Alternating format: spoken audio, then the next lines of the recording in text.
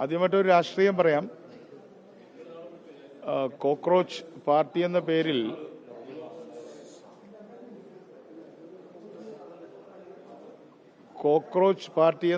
Cockroach Janata party എന്ന പേരിൽ തുടങ്ങിവെച്ച യുവാക്കൾ തുടങ്ങിവെച്ച സമരം കോൺഗ്രസും രാഹുൽ ഗാന്ധിയും പ്രിയങ്ക ഗാന്ധിയും മറ്റെല്ലാ രാഷ്ട്രീയ കക്ഷികളും മതേതര രാഷ്ട്രീയ കക്ഷികളും ഇടതുപക്ഷ കക്ഷികളുമെല്ലാം ഏറ്റെടുത്ത് ഒരു വമ്പിച്ച വിജയമായി വിദ്യാഭ്യാസ മന്ത്രി രാജിവെച്ചതോടുകൂടി കഴിഞ്ഞ 10 വർഷത്തിലധികമായി ഇന്ത്യയിൽ നിലനിന്നിരുന്ന BJPയുടെ സമഗ്രാധിപത്യം ഇന്ന് പുറകോട്ട് പോകാൻ തുടങ്ങിയിരിക്കുകയാണ്.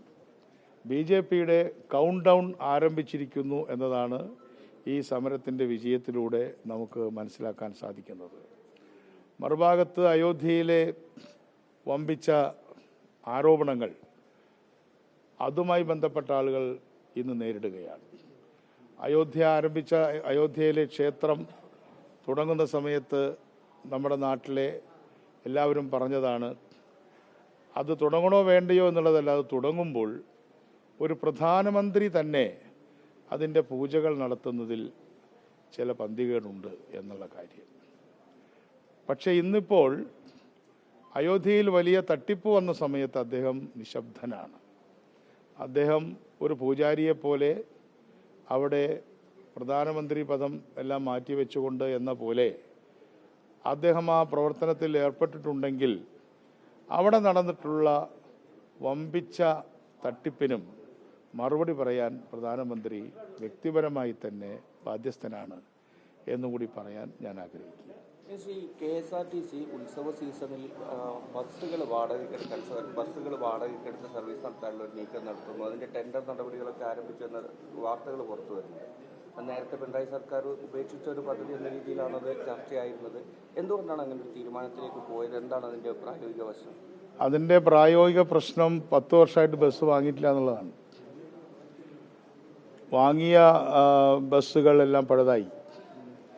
അപ്പോൾ കേരളത്തിന് പുറത്തുനിന്ന് ഒരുപാട് ആളുകൾ 3 ഇരട്ടിയെല്ലാം ചാർജ് കൊടുത്ത് കേരളത്തിലേക്ക് വരേണ്ട സ്ഥിതിയാണ് ഓണക്കാലത്ത്. അപ്പോൾ അതിൻ്റെ അടിസ്ഥാനത്തിൽ വളരെ നല്ല ബസ്സുകൾ, കഴിയുന്നതും എയർ കണ്ടീഷൻ ബസ്സുകൾ എടുത്ത് ഇന്ന് സ്വകാര്യ മേഖലയിൽ ആളുകൾക്ക് വളരെ ബുദ്ധിമുട്ട് വരുന്നുണ്ട്. 3000 രൂപ 4000 രൂപയൊക്കെയാണ് 1500 രൂപ ടിക്കറ്റിന് വാങ്ങിക്കുന്നത്. അപ്പോൾ ആ സാഹചര്യത്തിൽ നമ്മൾ കുറച്ച് ബസ്സുകൾ നോക്കി. പക്ഷേ യാഥാർത്ഥ്യം എന്താണെന്ന് പറഞ്ഞാൽ ബസ് കിട്ടുന്നില്ല എന്നുള്ളതാണ്. ബസ് എടുക്കുന്നു എന്നുള്ളതല്ല. അതുകൊണ്ട് ബസ്സുകൾ തരാൻ തയ്യാറുള്ള ആളുകളോട് ഞാൻ ഈ മാധ്യമത്തിൽ കൂടെ തന്നെ അഭ്യർത്ഥിക്കുകയാണ്, നല്ല കണ്ടീഷനുള്ള ബസ്സുകൾ ഈ ഓണക്കാലം തരികയാണെങ്കിൽ ഞങ്ങൾ അതാത് ദിവസത്തെ കളക്ഷൻ തന്നെ കൊടുക്കാൻ തയ്യാറാണ്.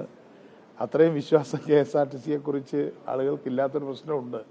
അതിൽ പേടിക്കേണ്ട ആവശ്യമില്ല. KSRTC ഇപ്പോൾ കറണ്ടായിട്ട് ഫിനാൻഷ്യലി സ്റ്റേബിലൈസ്ഡ് ആണ്. അതുപോലെ തന്നെ ശബരിമലയുടെ കാര്യത്തിലും സാധാരണ 100 കണക്കിന് ബസ് KSRTC വാങ്ങിയിട്ട് അത് ഇടുകയാണ് ചെയ്യാറ്. അപ്പോൾ ശബരിമല ഭക്തന്മാരുടെ കാര്യത്തിലും നമ്മൾ ഇത്തരത്തിലുള്ള ഒരു കരാറിന് തയ്യാറാണ്. അല്ലെങ്കിൽ നമുക്ക് അവരുടെ തീർത്ഥാടകരുടെ ആ വലിയ തിരക്കിനോട് നീതി പുലർത്താൻ കഴിയില്ല എന്നുള്ളൊരു പ്രശ്നമുണ്ട്.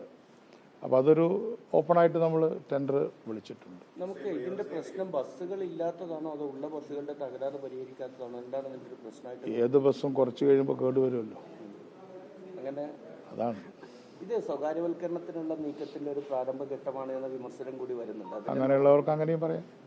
സ്വകാര്യവൽക്കരണ നീക്കത്തിന്റെ അല്ല, അങ്ങനെ പറയുന്നവരോട് ഞാൻ തടസ്സമല്ല എന്ന് പറയാം.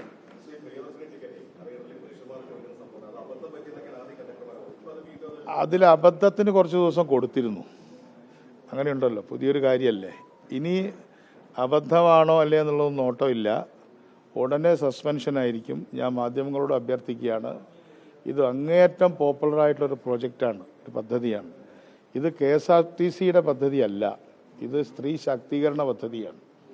ഈ സ്ത്രീ ശാക്തീകരണ പദ്ധതിയെ അട്ടിമറിക്കാനായിട്ട് ആരെങ്കിലും ശ്രമിച്ചാൽ കടുത്ത നടപടികൾ സ്വീകരിക്കും. സസ്പെൻഷനും പിന്നീട് വളരെ വേഗം അത് ഡിസ്മിസലിലേക്കും പോകും. എന്തോ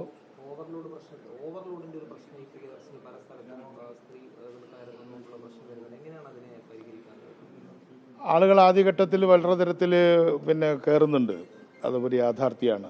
അവരോട് നിങ്ങളെ കയറ്റില്ല എന്ന് പറയാനുള്ള ഒരു സാമൂഹ്യ അന്തരീക്ഷം നമ്മുടെ നാട്ടിലില്ലല്ലോ. അത് വളരെ ശ്രദ്ധിച്ച് ഓടിക്കുകയും ശ്രദ്ധിച്ച് നല്ല രീതിയിലാണ്. നമ്മളിപ്പോൾ ഏതെങ്കിലും കുറച്ച് കണ്ടക്ടർമാർ ഇങ്ങനെ ചെയ്തു എന്ന് വെച്ചിട്ട് നമ്മൾ KSRTC ജീവനക്കാരെ അടച്ചാക്ഷേപിക്കാനൊന്നും ഞാനില്ല.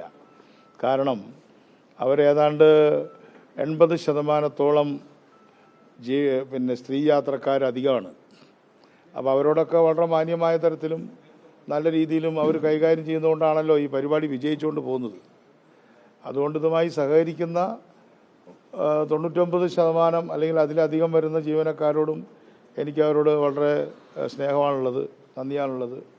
പക്ഷേ ചെറിയൊരു ശതമാനം മാത്രമാണ് ഈ പ്രശ്നത്തിൽ ഇടപെടുന്നത്. അവരോട് കടുത്ത നടപടി സ്വീകരിക്കും. ഇപ്പോൾ ഓവർലോഡ് എന്നുള്ളത് കർശനമായിട്ട് പറയുകയാണെങ്കിൽ അതിലൊരു ശ്രദ്ധ വേണ്ടെന്നല്ല, അത് നമ്മളിപ്പോൾ ഏറ്റവും പ്രധാനമായ കാര്യം ആളുകളെ കൊണ്ടുപോകുക എന്നുള്ളതാണ്.